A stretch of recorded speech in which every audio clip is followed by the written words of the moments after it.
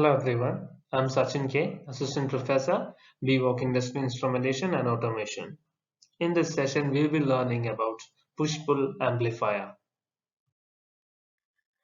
A push-pull amplifier is an amplifier which has an output stage that can drive a current in either direction through the load.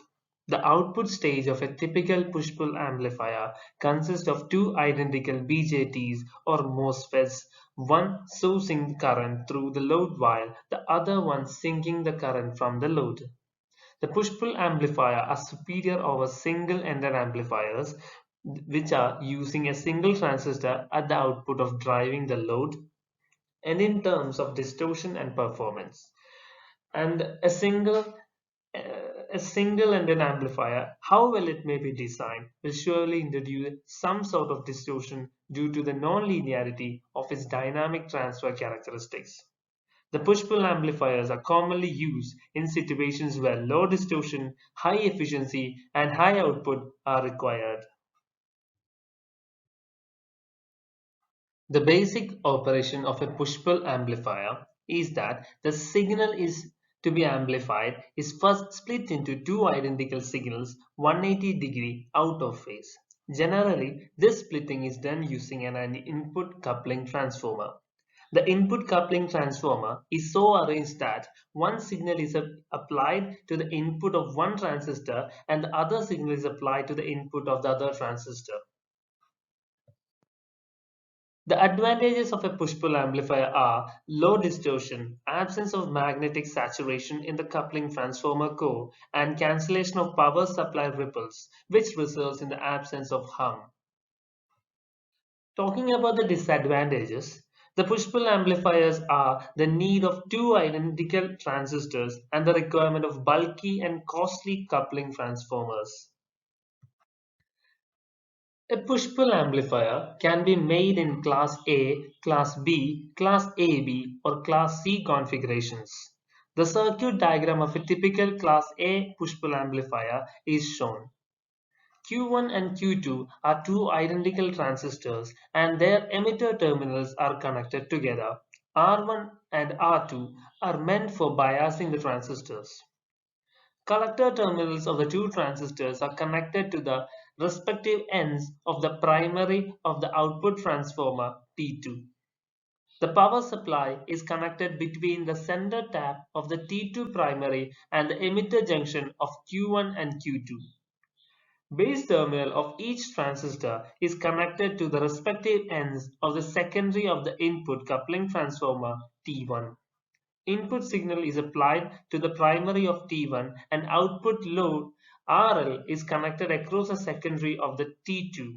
The quiescent current of Q2 and Q1 flows in opposite directions through the corresponding halves of the primary of T2 and as a result there will be no magnetic saturation. From the figure, you can see the phase splitted signals being applied to the base of each transistor. When Q1 is driven positive using the first half of its input signal, the collector current Q1 increases. At the same time, Q2 is driven negative using the first half of the input signal, and so the collector current of Q2 decreases. From the figure, you can understand that the collector current of Q1 and Q2, that is I1 and I2, flows in the same direction through the corresponding halves of the T2 primary. As a result, an amplified version of the original input signal is induced in the T2 secondary. It is clear that the current through T2 secondary is the difference between the two collector currents. Harmonics will be much less in the output due to the cancellation, and this is a result of low distortion. Class B push-pull amplifier. The Class B push-pull amplifier is almost similar to the Class A push-pull amplifier, and the only difference is that there is no biasing resistors for a Class B push-pull amplifier. This means that the two transistors are biased at the cutoff points. The Class B configuration can provide better power output and has higher efficiency, around 78.5%. Since the transistors are biased at the cutoff point, they consumes no power during the idle conditions. and this adds to the efficiency.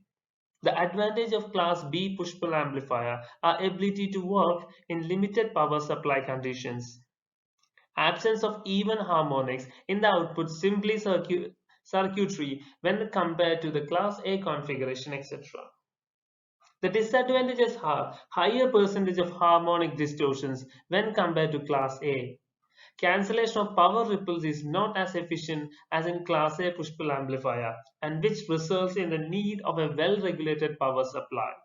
The circuit diagram of a Class B push-pull amplifier is shown in the diagram.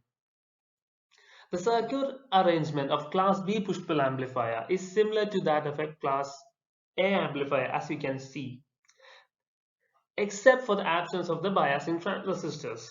T1 is the input coupling capacitor and the input signal is applied to its primary. Q1 and Q2 are two identical resistors and their emitter terminals are connected together. The sender tap of the input coupling transformer and the negative end of the voltage source is connected to the junction of the emitter terminals.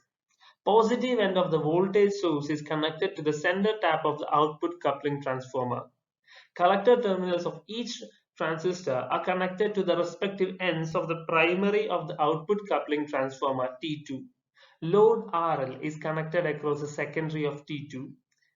Thus, the input signal is converted into two similar but phase opposite signals by the input transformer T1. One of these two signals is applied to the base of the upper transistor while the other one is applied to the base of the other transistor. You can understand this from the circuit diagram.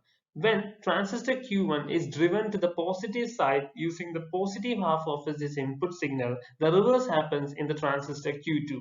This means when the collector current Q1 is going in the increasing direction, the collector current of Q2 goes in the decreasing direction.